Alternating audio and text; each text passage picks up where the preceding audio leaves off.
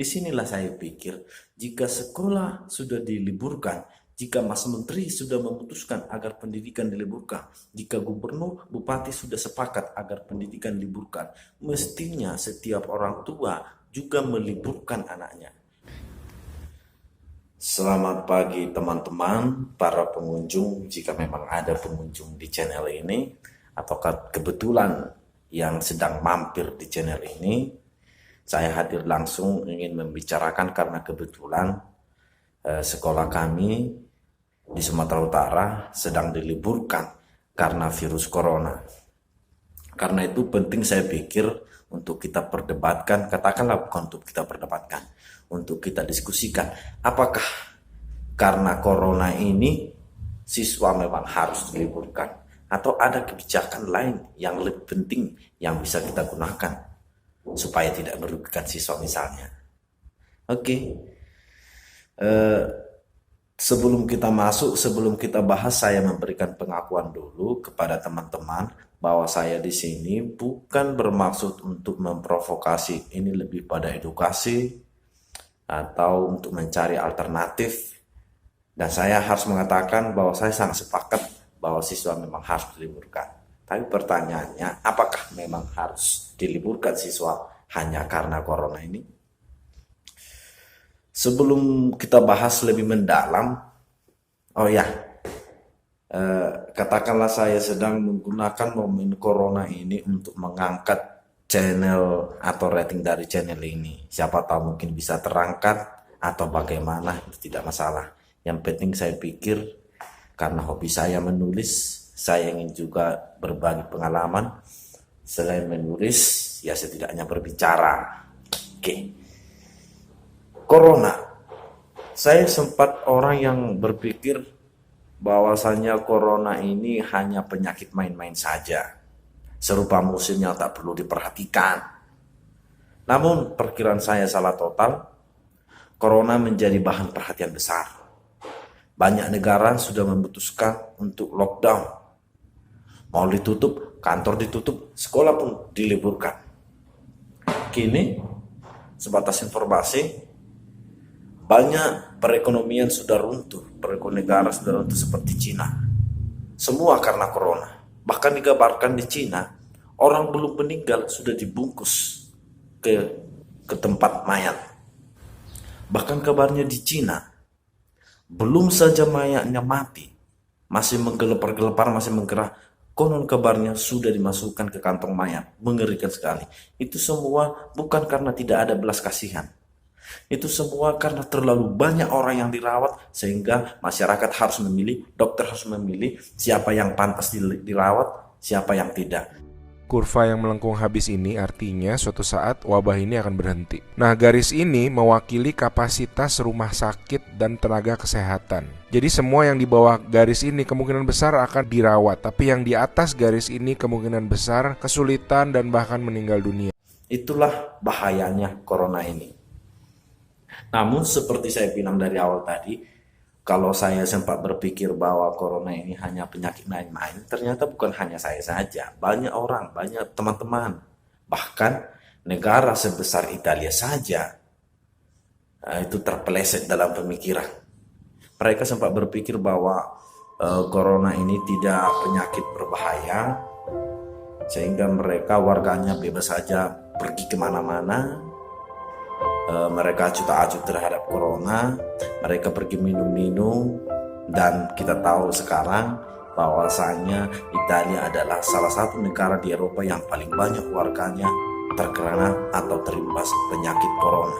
Bahkan dalam satu hari kematian terbesar yang pernah dialami Italia adalah karena corona ini.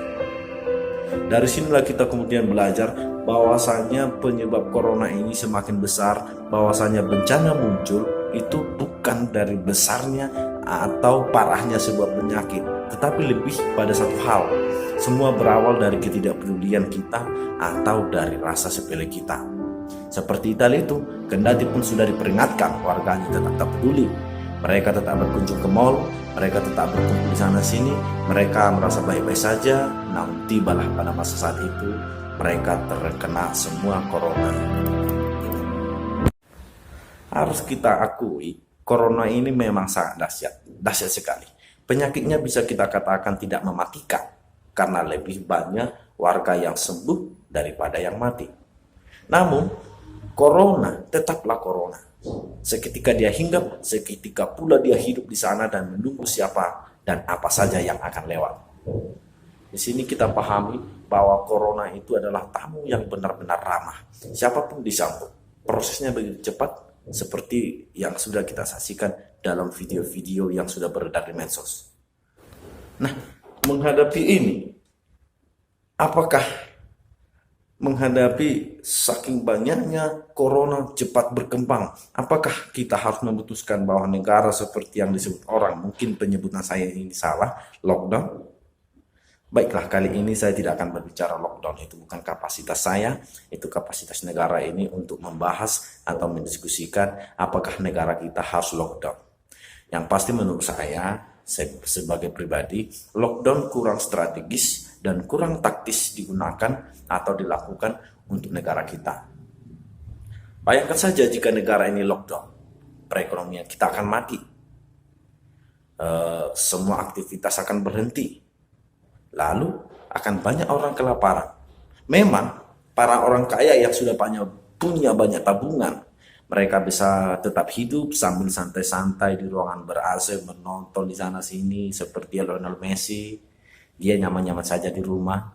Tetapi ingat, bangsa ini disusun oleh lebih banyak orang miskin. Jadi saya pikir kita jangan sembarang untuk menyerukan supaya pemerintah menyebutkan lockdown. Itu bukan sesederhana itu. Negara ini bukan tempat pekerjaan orang kantoran saja. Ada banyak pedagang, ada nelayan, ada tukang ojek yang pendapatannya berdasarkan harian. Jika mereka tidak bekerja, mereka tidak makan. Jika mereka tidak makan, mereka akan mati. Kalau mereka akan mati, tetap sama juga dengan corona itu. Jadi saya pikir tidak perlulah kita untuk memaksakan supaya negara ini lockdown. Negara kita tak cukup kaya untuk memberi orang-orang miskin ini makan. Sekali lagi, saya tidak akan menyerukan supaya kita mengadakan kepada Bapak Jokowi negara ini lockdown. Tidak semudah itu, kawan. Kebanyakan orang miskin di negara ini. Dan negara belum sanggup untuk membiayai orang-orang miskin itu. Kita tahu bahwasannya di negara ini disparitas kekayaan dan kemiskinan itu sangat tinggi.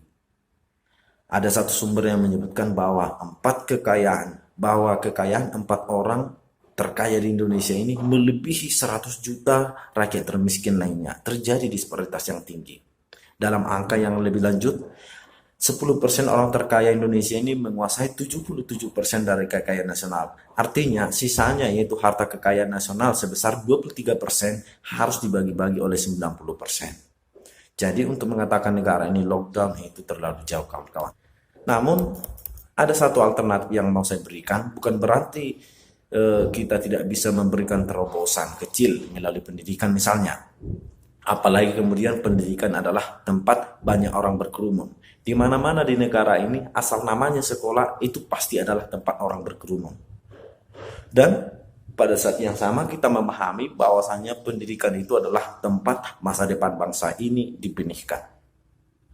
Dan satu hal yang pasti, corona adalah makhluk yang ganas pada kerumunan. Semakin berkerumun, semakin gesit ia bergerak ke sana kemari. Itu artinya pendidikan, tempat masa depan bangsa ini dibenihkan, bisa jadi adalah suatu saat nanti menjadi tempat yang paling disukai oleh corona. Pertanyaannya, maukah kita corona ini bersarang, bersumber, dan bertumbuh dari sekolah, di mana sekolah adalah tempat masa depan bangsa ini dibenihkan? Pendidikan itu di mana-mana bisa kita lakukan. Di mana kita berada, di situ kita bisa melakukan pendidikan, di situ kita bisa belajar. Dari online bisa, dari rumah bisa, dari mana saja bisa. Menteri kita, Mas Menteri yang mengakui Mas Menteri sudah mengatakan itu, bahwasanya apabila pekerjaan yang bisa dilakukan dari rumah, ayo kerjakan dari rumah. Halo, selamat malam. Ini Mas Menteri melapor dari rumah, hari Senin 16 Maret. Saya masih melihat banyak sekali masyarakat yang sebenarnya mampu bekerja dari rumah, masih saja beraktivitas di luar rumah. Untuk itu saya tekankan beberapa hal. Nomor satu, virus corona bukan virus yang bisa diremehkan. Ini virus berbahaya dengan tingkat penularan sangat cepat. Kedua, walaupun kita tidak punya gejala-gejala, tapi kita masih saja bisa menjadi carrier dan menularkannya kepada orang-orang dengan kondisi kesehatan yang kurang memadai, seperti orang-orang lanjut usia atau punya diabetes, hipertensi, dan berbagai macam kondisi kesehatan lainnya. Jadi ingat, setiap kali kita keluar rumah, kita bisa mengancam nyawa orang lain. Marilah kita menunjukkan bahwa Indonesia ini negara dengan azas gotong royong. Marilah kita menyelamatkan nyawa masyarakat orang Indonesia dengan bekerja dari rumah, belajar dari rumah, dan beribadah dari rumah. Terima kasih. Selamat malam. Itu artinya jika kita meliburkan pendidikan di sekolah ini bukan berarti bahwa negara ini menjadi benar-benar berhenti atau lockdown. Itu sama saja dengan salah satu kebijakan untuk menghentikan kerumunan. Menghentikan kerumunan berarti menghentikan virus corona berkembang ke sana kemari. Memang masalahnya adalah jika sekolah diliburkan, seperti sudah berseliweran di media sosial, siswa-siswa malah pergi ke sebuah tempat untuk bertamasya atau bahkan pergi ke warnet. Di sana mereka ramai-ramai dan tetap saja terjadi kerumunan atau keramaian. Disinilah saya pikir jika sekolah sudah diliburkan, jika Mas Menteri sudah memutuskan agar pendidikan diliburkan, jika gubernur, bupati sudah sepakat agar pendidikan diliburkan, mestinya setiap orang tua juga meliburkan anaknya. Meliburkan anaknya berarti tidak mengizinkan anaknya keluar, apalagi main game di tempat yang ramai-ramai.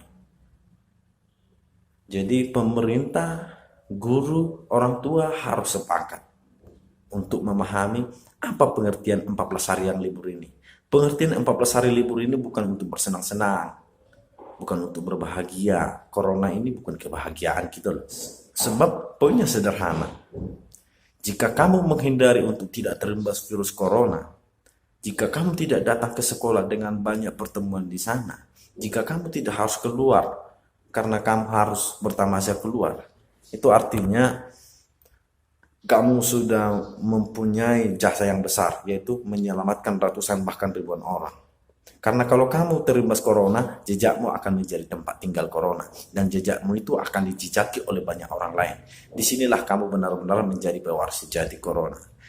Jadi, cara untuk menyelamatkan orang lain dari corona ini sebenarnya sederhana. Bebaskan dan lindungi dirimu agar tidak terkena corona.